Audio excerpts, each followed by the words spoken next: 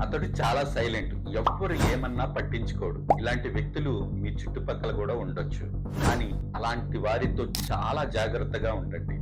ఎందుకంటే వారు చాలా ప్రశాంతంగా ఉంటారు. ఎందుకంటే వారు అల్పమైన విషయాల కోసం వారి సమయాన్ని వృధా చేసుకోరు. అలా అని మీరు అలాంటి వారినే గెలకాలని ప్రయత్నిస్తే అది చాలా ప్రమాదం. ఎందుకంటే అలాంటి వారి కోపం తుఫాను లాంటిది. వారు కొట్టే దెబ్బ కూడా అంత బలంగానే ఉంటుంది. కాబట్టి ప్రశాంతంగా ఉన్న వారిని గెలకటం చాలా పెద్ద తప్పు. వాళ్ళు ఏమి అంటలేదు కదా, వాళ్ళు ఏం చేయటం లేదు కదా అని కొంతమంది ఓవర్ యాక్షన్ చేసే వాళ్ళు కూడా చాలా మంది ఉంటారు. కానీ అది చాలా పెద్ద తప్పు.